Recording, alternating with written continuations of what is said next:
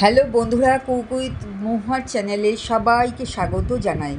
আজকে আমি বানাবো গোলবাড়ি চিকেন কষা। নতুন বন্ধুরা, আমার এই রান্নাটা যদি তোমাদের ভালো লাগে তাহলে আমার চ্যানেলটিকে সাবস্ক্রাইব করার অনুরোধ রইল। তাহলে চলো শুরু করি। প্রথমে নিলাম 1 চামচ গোটা জিরে, 4-5টা লবঙ্গ, 5-6টা গোলমরিচ, 1 চামচ ধনে, অল্প জায়ফল, 2টো এলাচ আর একটা দারচিনি শুকনো খোলায় ভেজে একটু গুঁড়িয়ে নিলাম। কড়াইতে সর্ষের তেলের মধ্যে একটা মিডিয়াম সাইজের পেঁয়াজ কুচি ভেজে বেরেস্তা করে নিলাম। এবার গুঁড়ো করা মশলার মধ্যে এই বেরেস্তা পেঁয়াজটা দিয়ে একটা পেস্ট তৈরি করে নিচ্ছি। ওই তেলের মধ্যে এবার 2টো মিডিয়াম সাইজের পেঁয়াজ কুচি ভালো করে ভেজে নেব। ভাজা হয়ে গেছে।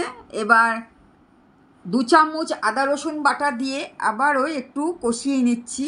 এবার আগে থেকে ধুয়ে রাখা মাংসের পিসগুলো এই পেঁয়াজের মধ্যে দিয়ে ভালো করে মিডিয়াম ফ্লেমেতে 5 মিনিট কষিয়ে নিচ্ছি।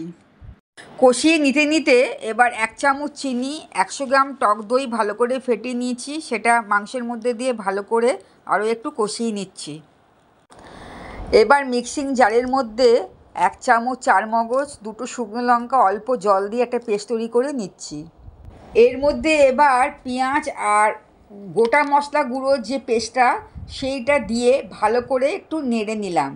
এবার চারমগজ পেস্টটা দিয়ে আর মশলা ধোয়া জলটা দিয়ে ভালো করে আরও একটু কষিয়ে নিচ্ছি। এবার পরিমাণ মতন নুন দিলাম, 1 চামচ কাশ্মীরি লঙ্কা গুঁড়ো, 1 চামচ হলুদ গুঁড়ো দিয়ে ভালো করে নেড়ে নিয়ে 1 চামচ মতন ঘি দিয়ে ভালো করে আরও একটু কষিয়ে নিচ্ছি। ভালো করে কষিয়ে নিয়েছি। এবার 1/2 কাপের মতন চায়ের লিকার দিয়ে ফুটতে দিলাম 2-3 মিনিটের জন্য। চিকেনটা রেডি হয়ে গেছে।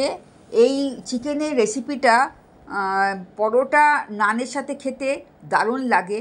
আমার এই রান্নাটা যদি তোমাদের ভালো লাগে তাহলে লাইক, শেয়ার, সাবস্ক্রাইব করতে ভুলো না। পরবর্তী রেসিপিতে আবার দেখা হবে। টাটা।